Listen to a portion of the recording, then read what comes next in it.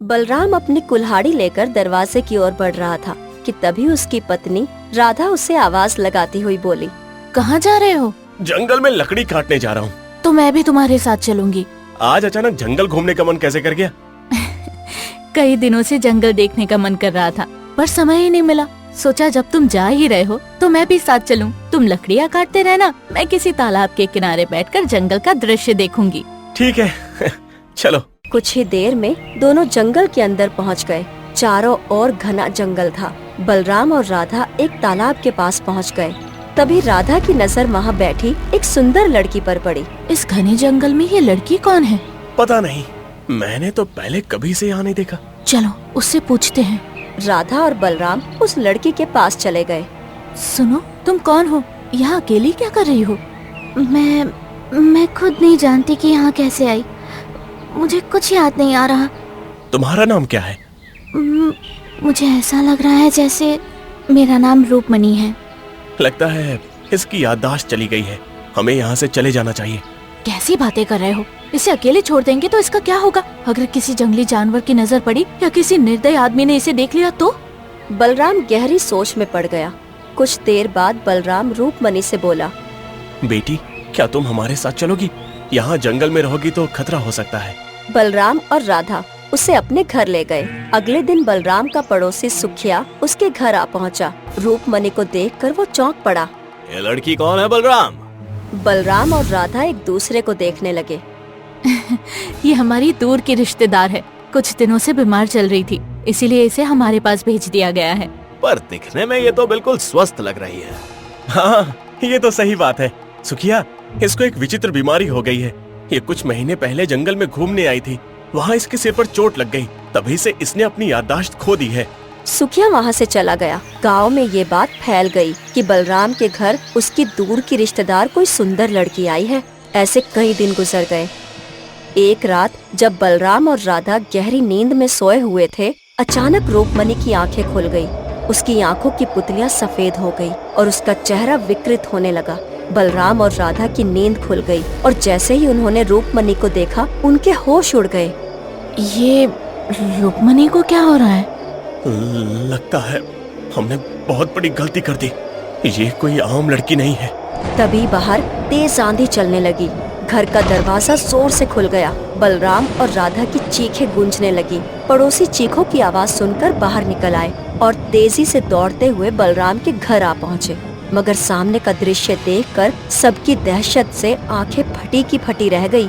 रूपमणि बेहोश हुई पड़ी थी। बलराम और राधा की लाशें फर्श पर पड़ी थीं। उनकी हालत देखकर लग रहा था कि किसी जंगली जानवर ने उन्हें नोच डाला हो। ये क्या हुआ? देखो, रूपमणि के होठों पर खून लगा है।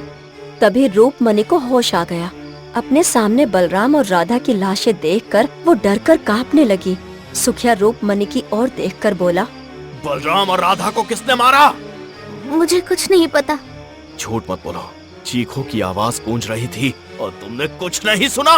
मेरी बात का विश्वास करो, मुझे सच में कुछ याद नहीं। सुखिया दहशत भरी नजरों से बलराम और राधा की लाशों को देखने लगा। अगले दिन बलराम और राधा का अंतिम संस्कार कर दिया गया। सुखिया गांव के जमींदार के पास पहुंचकर बोला, मुझे ये कुछ भी ठीक नहीं लग रहा है। ऐसा लग रहा है कि बलराम और राधा की हत्या रूपमणि ने की है। क्या कह रहे हो?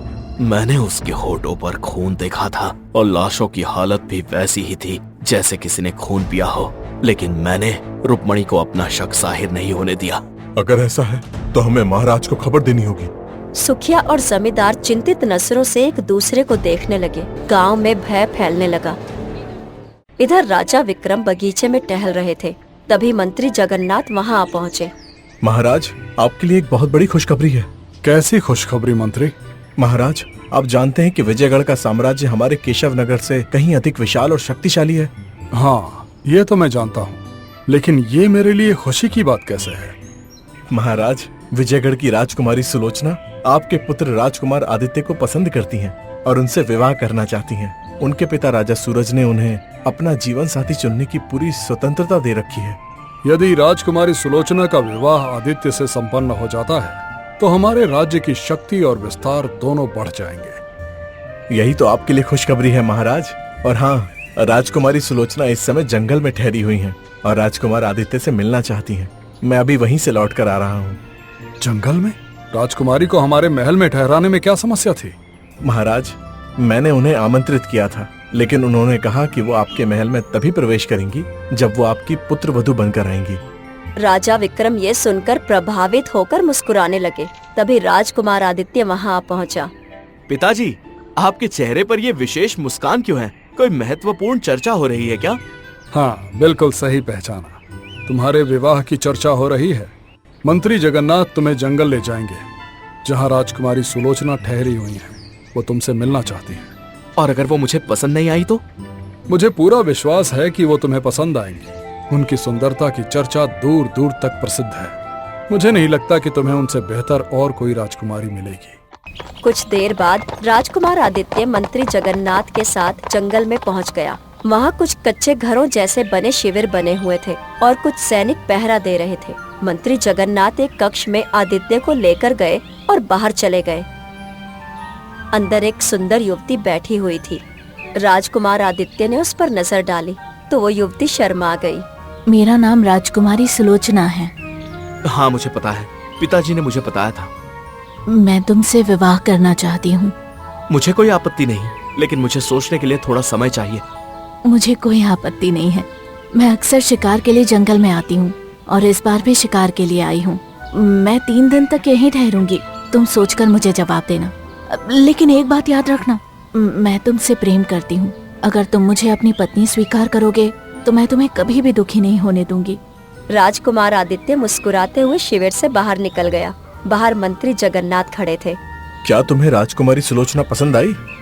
वो सुंदर है, इसमें कोई शक नहीं। लेकिन मंत्री जी, आप जानते हैं कि मैं इतनी जल्दी विवाह नहीं करना चाहता हूँ। मैं विवाह उसी लड़की से करूँगा जिससे मेरा मन राजी होगा।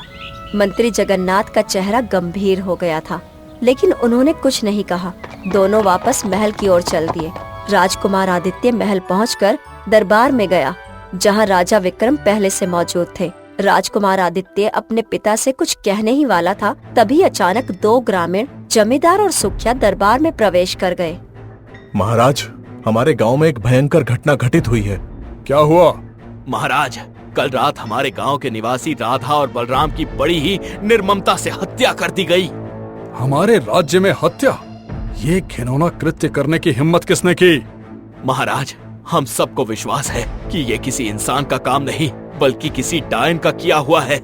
महाराज, कुछ समय पहले राधा और बलराम की दूर की रिश्तेदार रुक्मणी उनके घर पर आई थी। वो अपनी याददाश्त खो चुकी है। जब हत्या हुई तो सबसे पहले सुखिया वहां पहुंचा। उसने देखा कि राधा और बलराम मृत पड़े थे। उनके शरीर में एक बूंद भी खून नहीं था और रुक्मणी बेहोश थी। गांव वालों को शक है कि राधा और बलराम की हत्या रुक्मणी ने नहीं की है और गांव वालों को यह भी शक है कि रुक्मणी एक डायन है। तुम इतने दावे के साथ कैसे कह सकते हो कि वो डायन है? जब रुक्मणी को होश आया तो मैंने उससे पूछा कि ये किसने किया, लेकिन उसने कहा कि उसे कुछ भी याद नहीं है। ये कैसे संभव है? यदि हत्या के समय वहाँ चीखें सुनी गई थी तो रुक्मणी ने क्यों नहीं सुनी? महाराज, रुक्मणी को कुछ याद नहीं रहता। उसे सिर्फ अपना नाम याद है। तुम सब एक स्त्री को डायन कैसे कह सकते हो? वो भी वो स्त्री जो अपनी याददाश्त खो चुकी है। उस पर ऐसा गंभीर आरोप लगाना शर्म की बात है। राजकुमार आदित्य, तुम्हें हमारी प्रजा से इस तरह बात करने का कोई अधिकार नहीं है। मैं स्वयं इस मामले की जांच करना चाहता हूँ पिताजी। मैं नहीं मानता कि वो स्त्री एक डायन हो सकती है। ठीक है, यदि तुम स्वयं जांच करना चाहते हो तो करो, लेकिन मुझे जल्द से जल्द असली दोषी चाहिए। राजकुमार आदित्य जमींदार और सुखिया की ओर देखकर बोला, मुझे रुक्मणी के पास ले चलो, मैं उससे मिलना चाहता हूँ। कुछ ही देर में राजकुमार आदित्य जमींदार और सुखिया के साथ गांव बलराम के घर के सामने खड़ा हुआ था। सुखिया ने आदित्य को घर के अंदर जाने का इशारा कर दिया और वो खुद बाहर ठहर गया। घर के अंदर रूपमणि चुपचाप एक कोने में बैठी हुई थी। आदित्य धीरे धीरे उसके पास आकर बोला, मेरा नाम राजकुमार आदित्य है, तुम्हारा नाम क्या है?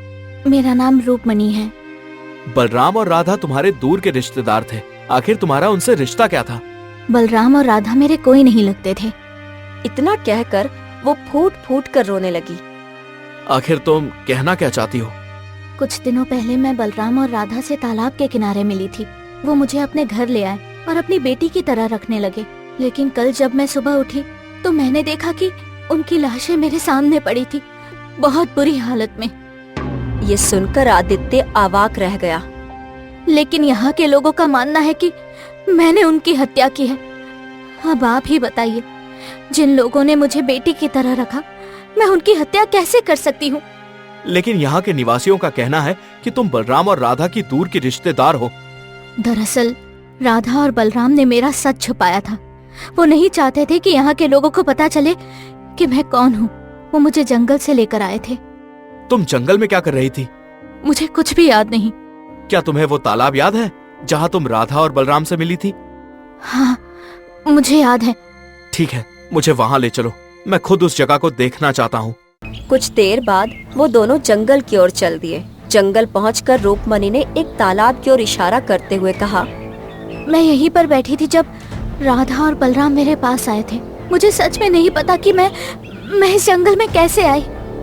आदित्य एक पत्थर पर बैठकर गहरी सोच में गुम हो गया। उसे ये मामला बहुत विचित्र लग रहा था। तभी अचानक अंधेरा घिर आया और तेज हवाएं चलने लगी। रूपमणि के लंबे बाल अचानक बढ़ने लगे और उसकी आंखों में भयावह चमक आ गई। ये देखकर आदित्य डरते हुए बोला, इसका मतलब वो लोग सही कह रहे थे। अगले ही पल रूपमणि का चेहरा विकृत होने लगा और वो एक भयानक रूप में बदल गई। वो आदित्य को घूरने लगी और धीरे धीरे उसकी ओर बढ़ने लगी। आदित्य भयभीत होकर पीछे हटने लगा। तभी अचानक एक साधु प्रकट हो गए और वो जोर से चिल्लाते हुए बोले, पीछे हट जाओ राजकुमार, नहीं तो इस श्रापित स्त्री से तुम बच नहीं पाओगे। इतना बोलकर साधु ने अपनी झोली से भस्म निकालकर रूपमणि के विकृत शरीर पर फेंक दी। रूपमणि चीखते हुए कुछ ही क्षणों में बेहोश होकर जमीन पर गिर पड़ी। उसका शरीर फिर से सामान्य हो गया। आदित्य साधु से बोला, साधु महाराज, अगर आप समय पर नहीं आते तो ये तो मेरा खून पी जाती। मैंने लोगों की बातें नजरअंदाज की, लेकिन ये वास्तव में एक डायन निकली। ये स्त्री एक श्रापित स्त्री है, ना कि कोई डायन। श्रापित और डायन में बहुत अंतर होता है और इसका श्राप टूट सकता है। तो फिर ये स्त्री आखिर है कौन? ये कौन है और यहाँ कैसे आई, ये इसे खुद ही याद आएगा। जब याद आएगा तभी सच्चाई सामने आएगी। तुम्हें खुद ये सच्चाई पता लगानी होगी। केशव नगर का भविष्य राजा तुम हो और तुम्हें अभी से अपने कर्तव्यों का पालन करना सीखना होगा। अब आप ही बताइए, इस स्त्री का श्राप कैसे टूट सकता है? यहाँ से कुछ दूर नीलगिरी पर्वत है। वहाँ एक अग्नि पुष्प उगता है जो रात के अंधेरे में एक झील के किनारे लाल किरणों से जगमगाता है। परंतु याद रखना, उसे पाना आसान नहीं होगा। कुछ ही देर में आदित्य घने जंगलों और उबड़ खाबड़ चट्टानों से होते हुए नीलगिरी पर्वत की ओर बढ़ रहा था। चारों ओर सन्नाटा पसरा था। बस पेड़ों के झूमने और झिंगुरों की आवाजें आ रही थी। उसके हाथ में मशाल थी जिसकी रोशनी अंधेरे को थोड़ा छांट रही थी। ये रास्ता जितना कठिन लग रहा था उससे कहीं ज्यादा डरावना है, लेकिन मुझे हर हाल में वो अग्नि पुष्प लाना ही होगा। कुछ ही देर में वो झील के किनारे पहुंच गया। झील की सतह पर लाल रोशनी झिलमिला रही थी। सामने एक चट्टान पर चमकता हुआ अग्नि पुष्प लहरा रहा था। लेकिन जैसे ही आदित्य ने उसे तोड़ने के लिए कदम बढ़ाया, तभी झील से एक भयंकर आकृति वाला जल राक्षस सामने आ गया। ये अग्नि पुष्प सिर्फ मेरे राज्य में उगता है, कोई इसे ऐसे नहीं ले सकता। अगर तुम इसे चाहते हो तो पहले मुझसे लड़कर दिखाओ। मैं ये पुष्प लेकर ही जाऊंगा। मैं हार नहीं मानूंगा। मैं अपनी आखिरी सांस तक लड़ूंगा। जल राक्षस ने झील का पानी घुमाकर एक बड़ा भंवर बना दिया, जिससे तेज लहरें उठने लगी और अपने लंबे नुकीले हाथों से आदित्य पर वार करने लगा। लेकिन आदित्य तेजी से झुक गया। उसने अपनी तलवार से जल राक्षस के हाथ पर वार कर दिया, पर पानी से बने शरीर पर तलवार बेअसर रही। तभी आदित्य ने सोचा कि अग्नि ही इस राक्षस को हरा सकती थी। आदित्य ने जल्दी से मशाल उठाई जो अभी बुझी नहीं थी। उसने मशाल को जल राक्षस की ओर फेंक दिया। जैसे ही आग उसके शरीर से टकरा गई, जल राक्षस दर्द से चिल्लाने लगा और धीरे धीरे धुएं में बदल गया। अब रास्ता साफ था। आदित्य ने आगे बढ़कर झील किनारे लगे अग्नि पुष्प को तोड़ लिया। जैसे ही उसने पुष्प को हाथ में ले लिया, वो चमकने लगा और उसमें से हल्की हल्की गर्मी महसूस होने लगी। अब मुझे ये पुष्प लेकर साधु महाराज के पास जाना होगा। आदित्य चारों ओर देखते हुए तेजी से पर्वत से नीचे उतरने लगा ताकि सूरज निकलने से पहले वो वापस लौट सके। चारों ओर घना अंधेरा फैला था और ठंडी हवा बह रही थी। आदित्य तेजी से तालाब के पास पहुंच गया, लेकिन तालाब के किनारे साधु कहीं नहीं थे। अब ये साधु महाराज कहाँ चले गए? तभी उसकी नजर रूपमणि पर पड़ी। वो बेहोश पड़ी थी और उसके पास एक विचित्र दिखने वाला तांत्रिक बैठा मंत्र पढ़ रहा था। तांत्रिक की आंखें चमक रही थी और उसका चेहरा रहस्यमयी था। कौन हो तुम? तांत्रिक धीरे धीरे उठकर खड़ा होकर आदित्य की तरफ घूरते हुए बोला, तेरा काल हूँ मैं। आदित्य के चेहरे पर गुस्सा छलक उठा। उसने तलवार को जोर से पकड़ लिया। तुम रुक्मणी के पास कौन से मंत्र पढ़ रहे थे? मूर्ख, रूपमणि को मैंने ही अपने तांत्रिक मंत्रों के श्राप में बांधा था। वो मेरे इशारों पर नाच रही थी, निर्दोष लोगों को मार रही थी। आदित्य की आंखों में क्रोध भड़क उठा, लेकिन तभी तांत्रिक ने एक रहस्यमयी मंत्र पढ़ना शुरू कर दिया।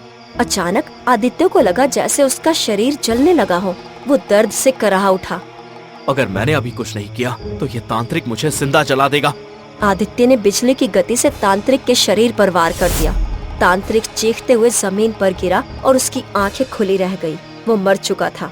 आदित्य तेजी से रूपमणि की ओर बढ़ गया, लेकिन तभी उसके कानों में एक तेज गरजती हुई आवाज टकराई। रुक जाओ आदित्य, क्यों अपनी मौत को समय से पहले बुलाना चाहते हो? आदित्य चौंक कर पीछे देखने लगा। राजा विक्रम अपने 2 सैनिकों और मंत्री जगन्नाथ के साथ खड़े थे। सुखिया और जमींदार भी उनके पीछे खड़े कांप रहे थे। पिताश्री, आप? राजा विक्रम ने हाथ उठाकर उसे चुप करा दिया। मुझे कुछ नहीं सुनना। जमींदार और सुखिया ने सब कुछ बता दिया है। तुम रूपमणि से पूछताछ कर रहे थे और रूपमणि का चेहरा अचानक भयावह हो गया। आदित्य कुछ बोलने ही वाला था, लेकिन मंत्री जगन्नाथ बीच में बोल पड़े। महाराज, हमें यहाँ एक पल भी नहीं रुकना चाहिए। रूपमणि को महल ले चलिए और उसे जिंदा जला दीजिए। डायन को जिंदा जलाना ही उचित है। राजा विक्रम ने सैनिकों की ओर देखकर कहा, महल में ले चलो इसे। आदित्य आगे बढ़कर कुछ कहने की कोशिश करने लगा, लेकिन राजा विक्रम ने उसकी बात अनसुनी कर दी। कुछ ही देर में वे सभी महल में खड़े हुए थे। महल के विशाल कक्ष में चारों ओर सन्नाटा छाया हुआ था। राजा विक्रम अपने सिंहासन पर बैठे थे। उनके चेहरे पर कठोरता झलक रही थी। सामने बेहोश पड़ी रूपमणि धीरे धीरे होश में आकर आश्चर्य से सबकी ओर देखने लगी। महाराज, रूपमणि को होश आ गया है। इससे पहले कि ये फिर से अपने असली रूप डायन में आ जाए, इसे तुरंत मार देना चाहिए। मंत्री जी, ये आप क्या कह रहे हैं? ना आपने मेरी बात सुनी और ना पिताजी ने। बकवास मत करो राजकुमार आदित्य, सच बताओ, क्या ये झूठ है कि जब तुम इसे तालाब के किनारे ले गए थे तब ये भयानक रूप में परिवर्तित हो गई थी? क्या सुखिया और जमींदार झूठ बोल रहे थे? पिताजी, वो सच बोल रहे थे, लेकिन आगे की कहानी आप नहीं जानते। हमें आगे की कहानी सुनने में कोई रुचि नहीं। हमें बस ये पता है कि रूपमणि एक डायन है और इसकी छाया तुम पर पड़ चुकी है। इसे मारना अत्यंत आवश्यक है। तभी एक सैनिक तेजी से भीतर आ पहुंचा। महाराज, विजयगढ़ की राजकुमारी सुलोचना महल में पधार चुकी हैं। क्या? जाओ, उन्हें अतिथि गृह में ठहराओ। कुछ देर बाद हम राजकुमार आदित्य के साथ उनसे मिलने पहुंचेंगे। राजा विक्रम इससे आगे कुछ और बोल ही पाते कि तभी राजकुमारी सुलोचना वहां स्वयं आ पहुंची। सैनिक वहां से चला गया। सुलोचना की नजर जैसे ही रूपमणि पर पड़ी, उसके चेहरे पर रहस्यमयी मुस्कान आ गई। लगता है मैं गलत समय पर आ गई। नहीं नहीं, ऐसी कोई बात नहीं है राजकुमारी। ये कौन है? बस इतना जान लीजिए राजकुमारी कि ये एक डायन है और महाराज इसे फिर से जिंदा जलाने वाले हैं। मैं अक्सर जंगलों में शिकार करती हूँ और इस तरह के डायनों से मेरा सामना होता रहता है। अगर आप अनुमति दें तो मैं स्वयं इसे जिंदा जलाना चाहती हूँ।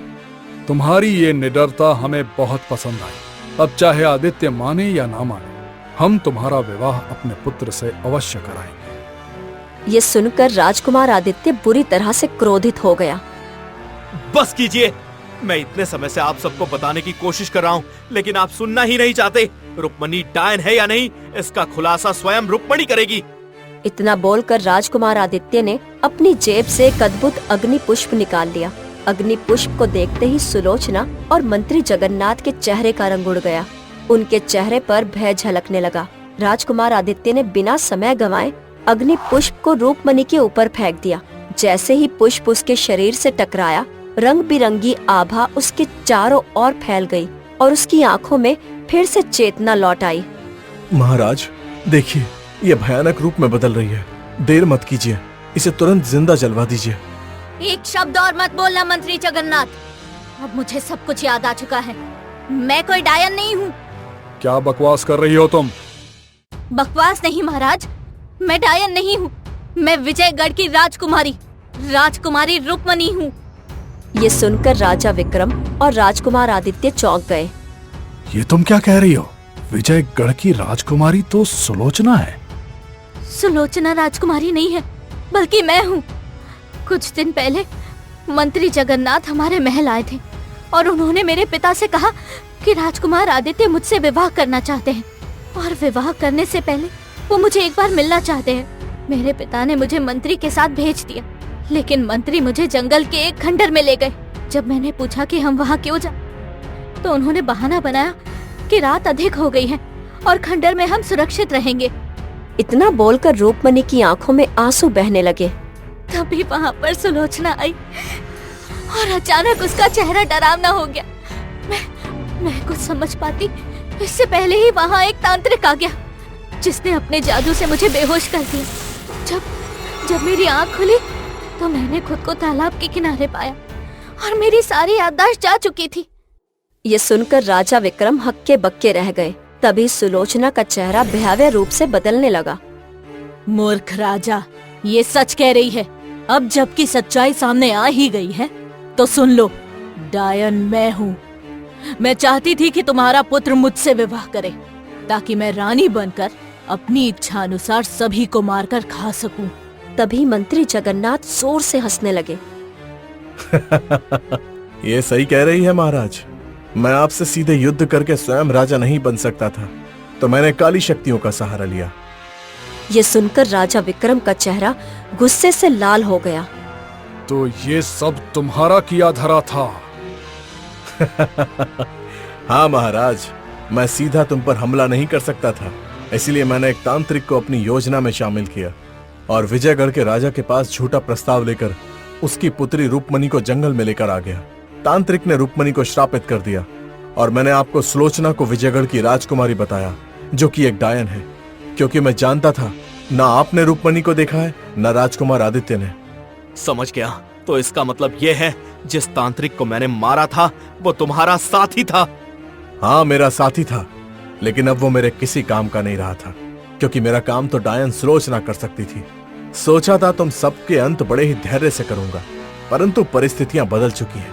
लगता है अब तुम सबका अंत करना ही पड़ेगा। इतना बोलकर मंत्री जगन्नाथ सुलोचना से बोले, देखती क्या हो, आदित्य, राजा विक्रम और रूपमणि को खत्म कर दो। मंत्री जगन्नाथ ने इतना कहा ही था कि तभी रंग बिरंगी किरणों के बीच वही साधु प्रकट हो गया। उसकी आंखों में क्रोध था। साधु ने मंत्र पढ़ने शुरू कर दिए और देखते ही देखते मंत्री जगन्नाथ और सुलोचना जलकर भस्म हो गए। सच्चाई सामने आ चुकी है रूपमणि, अब तुम्हें डरने की कोई जरूरत नहीं। मैंने 2 निर्दोष लोगों की हत्या की है। मैं खुद को कभी क्षमा नहीं कर पाऊंगी। नहीं रुक्मणी, तुम निर्दोष हो। मैं तुम्हें अपनी पुत्र वधू बनाऊंगा। कुछ दिन बाद भव्य समारोह में रूपमणि और आदित्य का विवाह संपन्न हो गया।